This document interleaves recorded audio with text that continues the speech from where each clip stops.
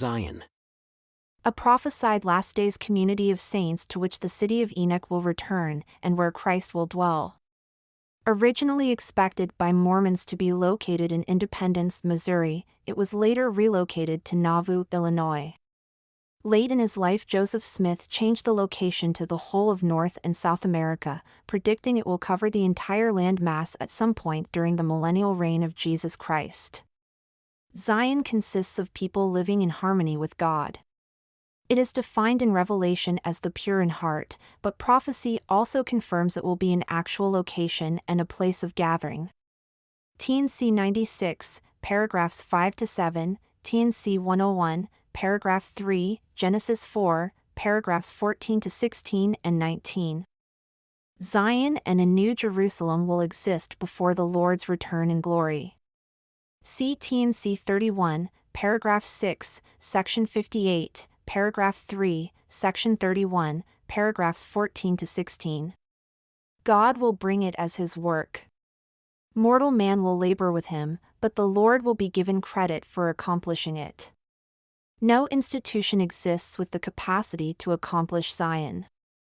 It will be so entirely foreign to this world that the people who come there will be required to adopt a new society, a new way of thinking, a different way of interacting, an entirely new law, a form of government that does not presently exist, an order to their lives that alters everything, and a form of righteousness that is only possible for a society with a new structure.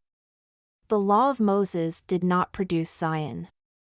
The New Testament primitive Christian church did not produce Zion. Modeling after either of these, as the church established by Joseph Smith did, has likewise not produced Zion.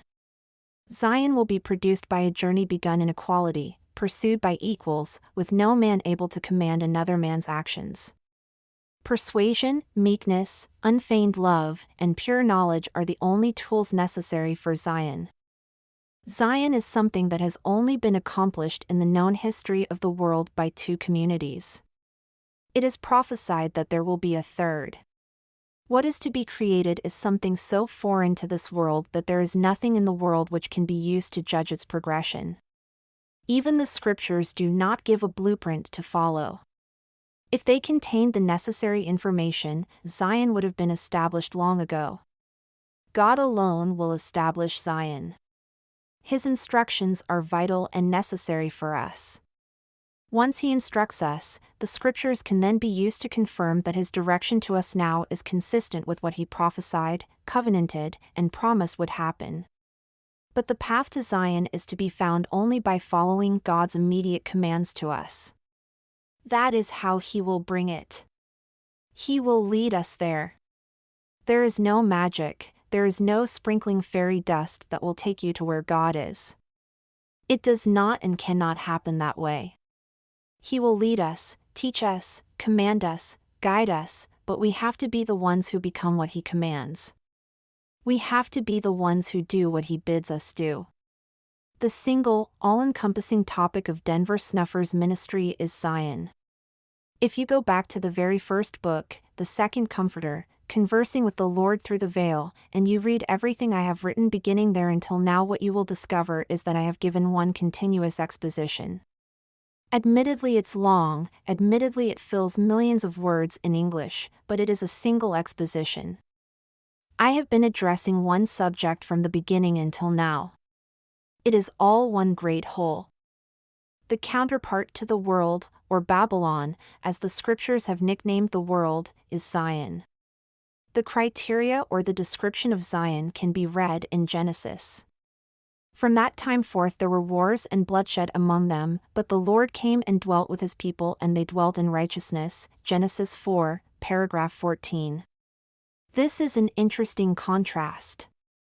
There are wars and bloodshed, on the one hand, but then there is the Lord dwelling among people who are living in peace and righteousness, on the other hand.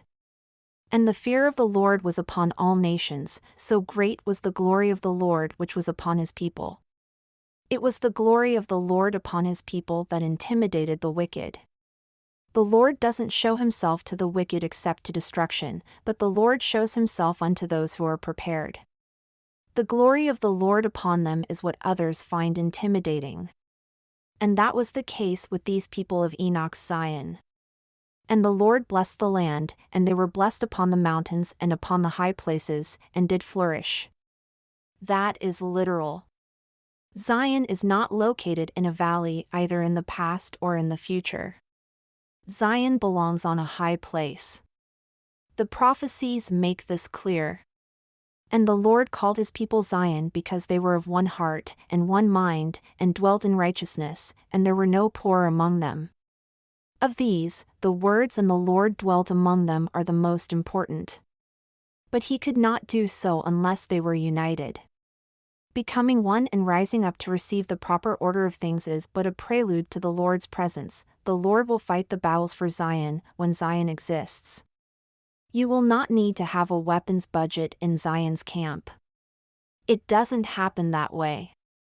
The battle to be fought is fought by the Lord. The prophecy given through Joseph Smith about the last days predicts the wicked decide they will not take on Zion because Zion is too terrible. They will reach that conclusion entirely because of the presence of the Lord there. TNC 31, paragraph 14. It is not because of munitions.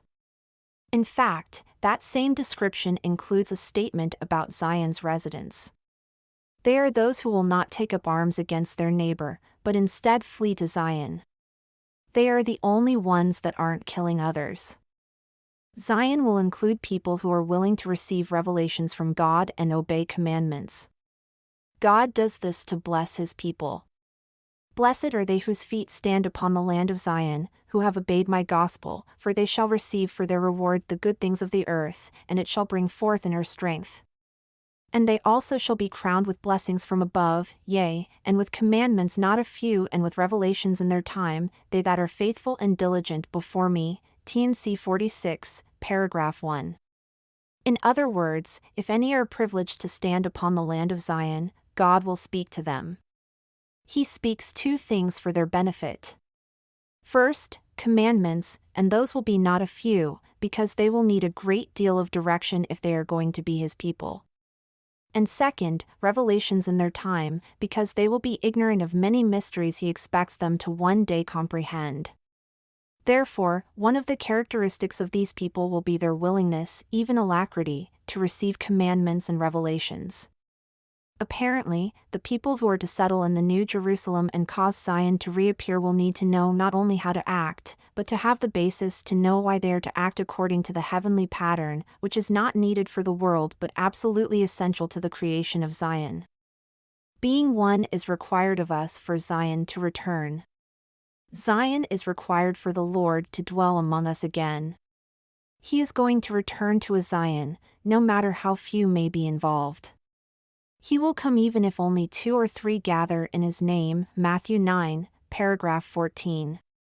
Zion may be small, but it will nonetheless be Zion before he can visit with her. The significance of Zion is its spiritual endowment. It is the power of heaven and not the voting bloc. It is not their big numbers which intimidate the ungodly. Even a handful is sufficient. Righteousness is a power in itself. Zion is the Lord's work. Getting it will not depend on the goodness or desires of men and women but on their submission to the Lord who intends to accomplish it. We can't force it, cause it, bring it, or hope it into existence. What we can do is submit to the Lord in a way that encourages him to continue to use us for his purposes. Zion, like our Lord, will receive little attention or regard from the world. The people who will recognize that its foundation is being laid will be very few. While the Jews, Christians, saints, and philosophers look to constantly replenish themselves from the east, see Isaiah 1, paragraph 6, God will begin his work quietly in the mountains of the west, see TNC 58, paragraph 3.